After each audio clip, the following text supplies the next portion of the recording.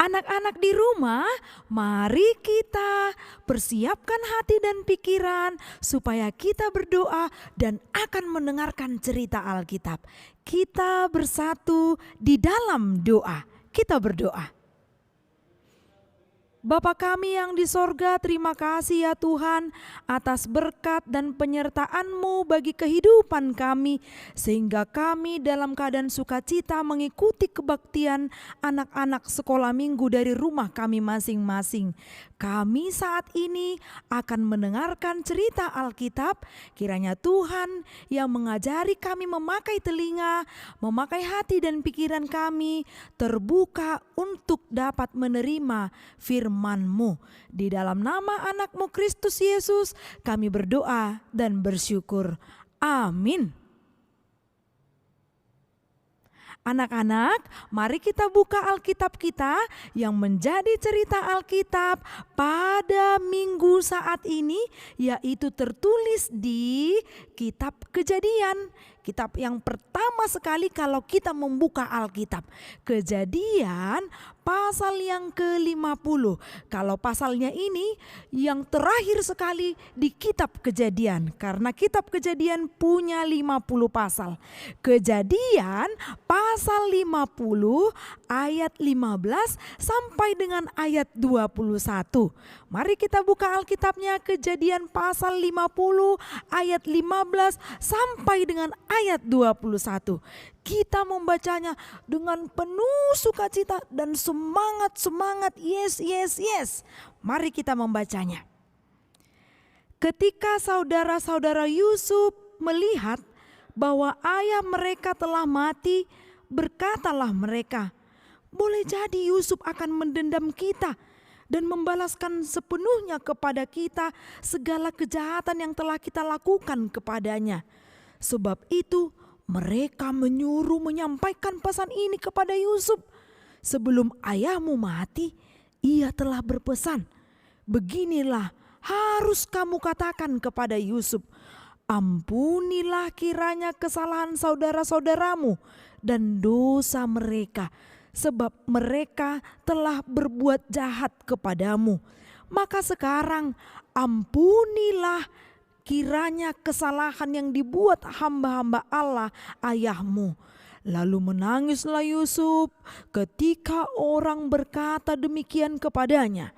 Juga saudara-saudaranya datang sendiri dan sujud di depannya serta berkata, kami datang untuk menjadi budakmu. Tetapi Yusuf berkata kepada mereka, jangan takut, sebab aku inikah pengganti Allah? Memang kamu telah mereka-rekakan yang jahat terhadap aku, tetapi Allah telah mereka-rekakannya untuk kebaikan dengan maksud melakukan seperti yang terjadi sekarang ini, yakni memelihara hidup suatu bangsa yang besar. Jadi janganlah takut, aku akan menanggung makanmu dan makan anak-anakmu juga. Demikianlah ia menghiburkan mereka dan menenangkan hati mereka dengan perkataannya. Demikian firman Tuhan. Wah, ada yang berbeda ini pada minggu saat ini. Di samping inang ada bendera yang berkibar. Kalau memasuki bulan Agustus, biasanya warga atau masyarakat Indonesia memasang bendera loh di depan rumahnya. Tandanya bulan Agustus adalah bulan kemerdekaan. Tahun kemerdekaan yang tepatnya pada 17 Agustus. Artinya berapa hari lagi?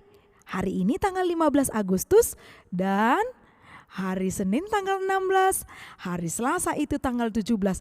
Tanggal 17 Agustus kita akan memestakan Hari Kemerdekaan Republik Indonesia. Kalau Inang katakan kepada kita semuanya merdeka 3 kali dan membuat tangannya seperti ini, maka diikuti ya dari rumah masing-masing. Inang akan lihat nanti, Inang teropong nanti dari sengnya, dari atap rumahnya masing-masing. Apakah semuanya mengikuti Inang atau tidak?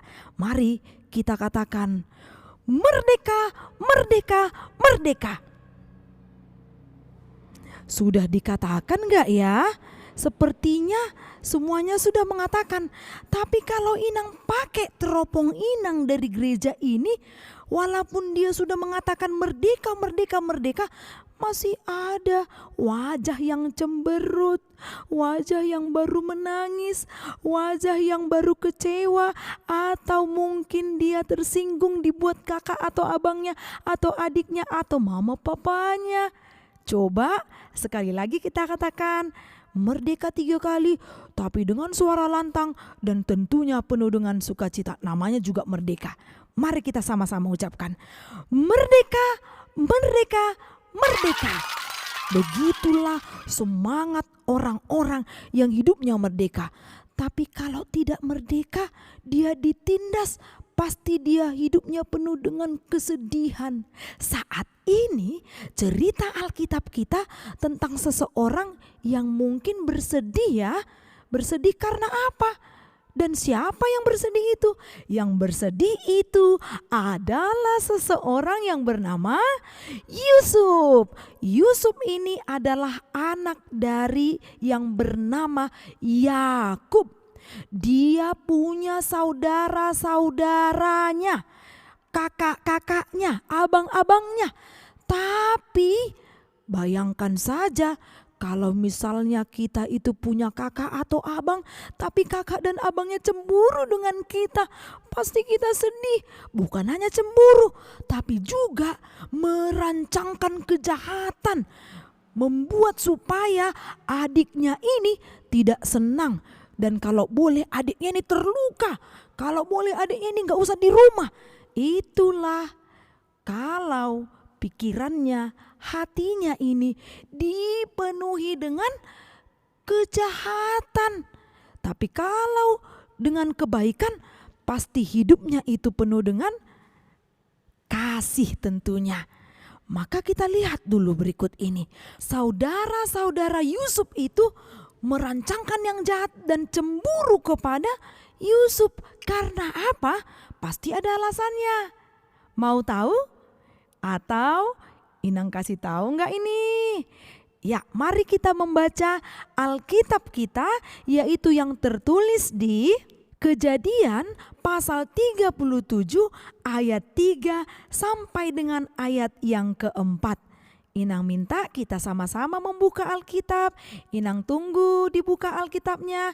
Kejadian pasal 37 ayat 3 sampai dengan ayat yang keempat. Mari anak-anak kita membaca bersama-sama dua-dua ya.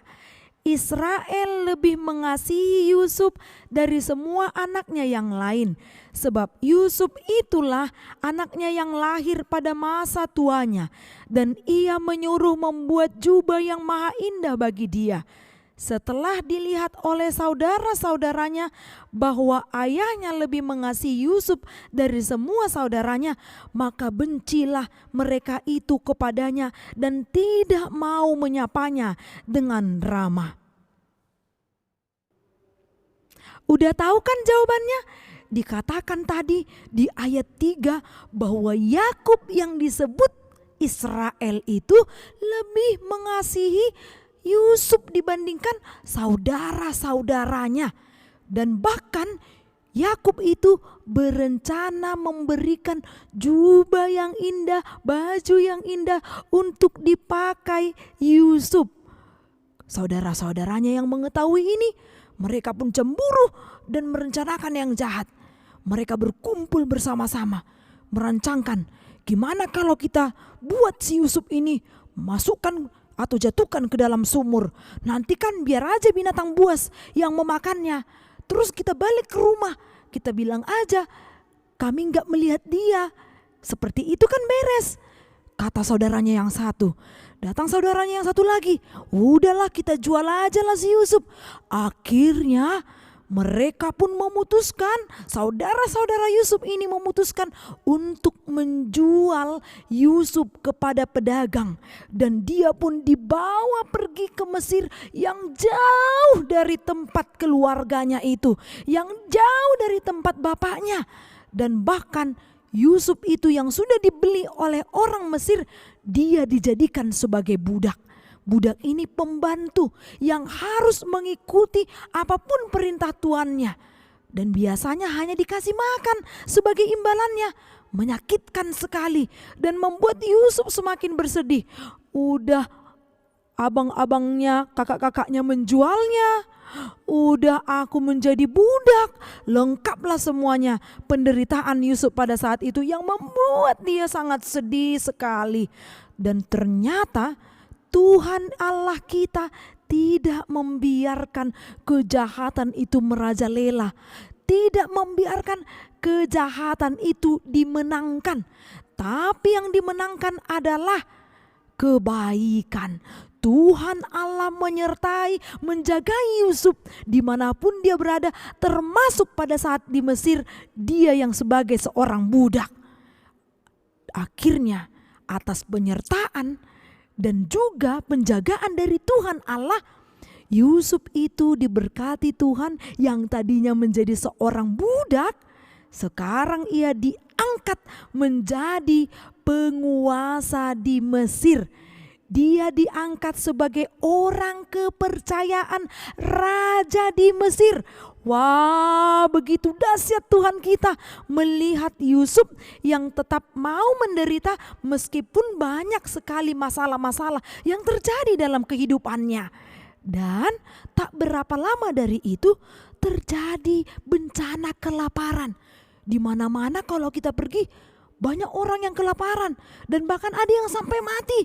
Dan di tempat di mana asal dari Yusuf itu juga terjadi bencana kelaparan yang membuat mereka kebingungan dari mana ini dapat makanan.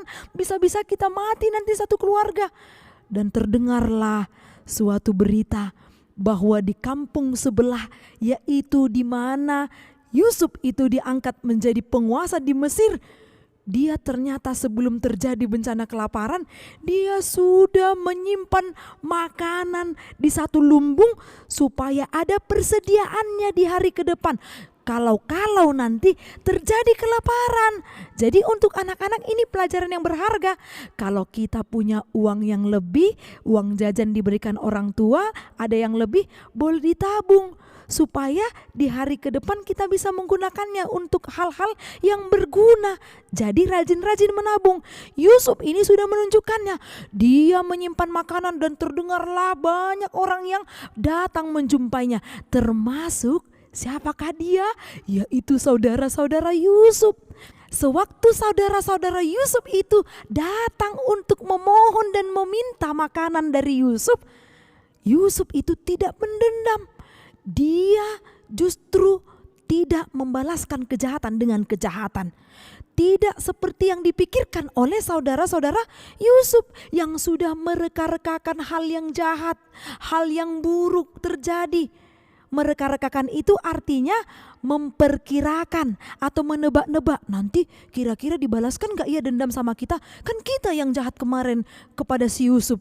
Kira-kira demikian. Rupanya itu salah. Yusuf itu dengan penuh kasih Allah, dia mau mengampuni dan bahkan memberikan makanan itu secara gratis kepada saudara-saudara Yusuf. Wah, baik sekali.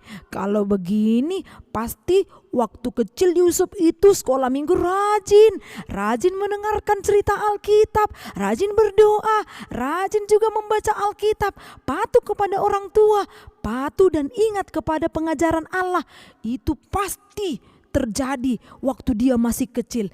Jadi kita ini semuanya anak-anak sekolah minggu yang masih kecil, yang masih perlu banyak belajar. Belajarlah dari Yusuf karena dia mau memakai kasih daripada Allah untuk mengampuni saudara-saudaranya, tidak membalaskan kejahatan dengan kejahatan, tetapi bila kita membalaskan kejahatan dengan kejahatan, sebenarnya di situ sudah ada dua kejahatan. Yang pertama, contohnya, ketika saudara Yusuf berencana jahat, itu sudah satu kejahatan. Dan kalau misalnya Yusuf itu membalaskan, tambah lagi satu kejahatan. Kejahatan dari saudara-saudara Yusuf, satu lagi kejahatan dari Yusuf. Namun itu tidak terjadi. Karena apa? Karena membalas kejahatan dengan kebaikan. saudara-saudara Yusuf yang melakukan kejahatan dibalaskan dengan kebaikan dari Yusuf, maka kejahatan itu pun akan kalah dan kebaikan yang akan menang. Maka orang-orang pemenang adalah orang-orang yang tidak mau membalaskan kejahatan dengan kejahatan, tapi membalaskan kejahatan dengan kebaikan. Itu adalah orang-orang yang merdeka. Orang yang merdeka itu hidupnya dipenuhi dengan kasih Tuhan. Kalau tidak punya kasih Tuhan, maka hidupnya sulit untuk memaafkan, sulit untuk mengampuni sesamanya. Dia belum sadari bahwa kasih Kristus itu sudah membebaskan dia dari dosa, sudah membebaskan dia dari kejahatan. Jadi marilah menjadi orang-orang yang merdeka, yang sudah bebas dari penjajahan, bebas dari penjajahan dosa. Maka orang-orang yang demikian, dia akan mau memaafkan satu sama lain. Yang kakak beradik, abang beradik tetap mau saling mengampuni dan berjabat tangan selalu, karena kasih Tuhan itu hidup di antara mereka. Kasih Tuhan itu sudah mengalir mulai dari surga sampai kepada orang tua kita dan orang tua kepada anak-anaknya. Semuanya hidup dengan kasih sayang daripada Tuhan. Amin. Kita bersatu di dalam doa. Terpujilah Engkau ya Allah yang bertahta di dalam kerajaan sorga, atas firman-Mu yang sudah kami dengarkan, mengingatkan kami untuk mau mengampuni sesama kami, karena Engkau terlebih dahulu mengampuni kami dengan kasih sayang-Mu. Bapa yang baik, ajari kami untuk menjadi seperti pribadi Yusuf yang tidak membalaskan dendam kepada saudara-saudaranya atau kepada sesama, justru memberikan yang terbaik untuk orang-orang di sekelilingnya. Bapa yang baik, Engkau juga yang memberikan kami kesehatan kepada anak-anak sekolah minggu, guru sekolah minggu, dan juga kepada orang tua kami yang setiap hari mencari nafkah untuk dapat mendidik dan membiayai kami untuk sekolah dan banyak hal lain lagi. Berikan kami kesehatan, berikan kami juga Tuhan hikmat untuk dapat mengikuti protokoler kesehatan, agar kami pun semuanya sehat. Di dalam nama anak-Mu Kristus Yesus kami telah berdoa. Amin.